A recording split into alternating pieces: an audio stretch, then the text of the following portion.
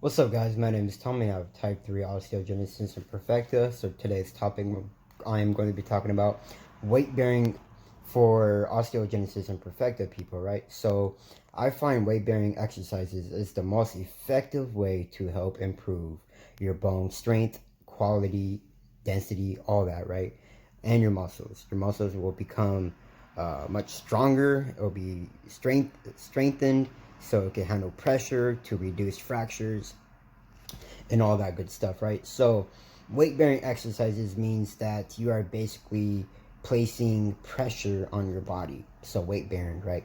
So that means you could attach something on your body to apply force, or you go with, it's like an exercise basically, right? For example, let's say you hurt your leg, and if you want to do weight bearing exercise for your leg, you don't really want to place 100% of your leg force on the ground because you'll end up hurting it even more. So if you have crutches or if you hold on to something, you could apply minimal force, which will help create a stimulus for your leg, and at the end of that day, it will help develop strength. So basically, what I'm trying to say is that if you use your body, or if you use an injured body part, say if you got injured or you recently got injured, you fractured something, and whatever, you want to use it basically. You don't want to neglect it. You don't want to just let it rest, every single day. You want to use it in some way, somehow, in some fashion. So that is by exercising. That is by swimming. That is by applying just force against a wall or on the floor. So, for example, if you hurt your arm, your shoulder, you want to obviously let it rest up a bit. But once you have gained mobility and the strength back, you want to start strengthening it even more. So, by lifting something that isn't very heavy will help strengthen the bone and muscle. You could also place your arm against the wall and apply force, even though the wall is not going to move. However, with the force that you are applying, you are recruiting muscle fibers who will help, and that will help with strengthening your arm or whatever body part, or it's going to strengthen the muscle and bone because you're applying force, and that's how you create a stimulus, and that's how you grow. So yeah, that's how I began to reduce all my fractures. I haven't fractured in years, and weight bearing exercises has done me right. I mean, everyone is different, don't get me wrong. Your case of OI is probably completely different from mine and others, but everyone, in my opinion, is capable of exercising. Now, it may be a little bit difficult for you because you have to find ways and whatnot, but that's the challenge. You have to challenge yourself. Nothing comes easy. The process isn't easy, nor it's fun, but at the end of the day, you would thank yourself and you would thank me, because exercising is maintenance for your body, and your body needs that. So never neglect exercises or weight bearing protocols. So, you know, if you're always sitting in your wheelchair, you want to get up, and or you want to try to stand ultimately. But that's if you have control of your lower half or your legs. But if you don't, then completely avoid it, because you can't use it and there's no point.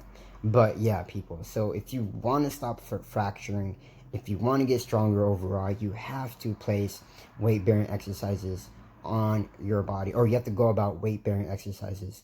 That's what I meant. But yeah, it doesn't matter how severe your osteogenesis imperfecta condition is, no matter your range of motion, how limited it is.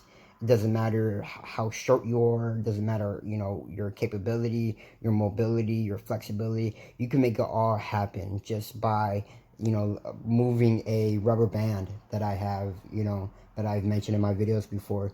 That will help strengthen your bones and muscles just by performing couple sets of pulling the rubber bands. That will help create a stimulus for your muscles, and that will develop strength for your muscles and bones, and your bones and muscles will become much denser, and that will definitely help to reduce fractures, because the more thicker or the more denser your bones are and the muscles are, the harder it's going to be way harder to break your bones, because your bones and muscles are able to withstand the resistance or withstand the pressure that will come to you, if that makes any sense. So for example, if you were to fall, if you were to lift something very heavy, your body could handle it. It is capable of handling all that pressure, so it's not going to break.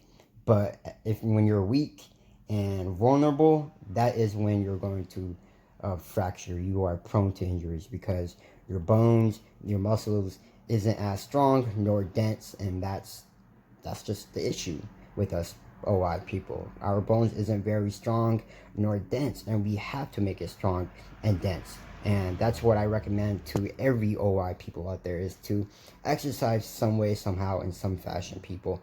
It doesn't necessarily have to be weightlifting nor body weight exercises. It could be anything, such as like yoga. Yoga helps with flexibility, mobility, and just getting the blood flow moving. You can also do swimming. You know, there's a lot of things that you could do, people, but just work out. And yeah. And if you guys have any more questions, comments, or concerns, please leave me a comment down below. Contact me through social media. Visit my website, delicatenutrition.com. If you guys need any coaching, I have my coaching services on my website, so go check that out. Support me on Patreon if you want to support me through my journey. You know, it will be a big help, because I need help with supplements and acquiring new weights in order to get stronger and bigger. So I would highly appreciate that if you're a big supporter of me. So catch you guys later.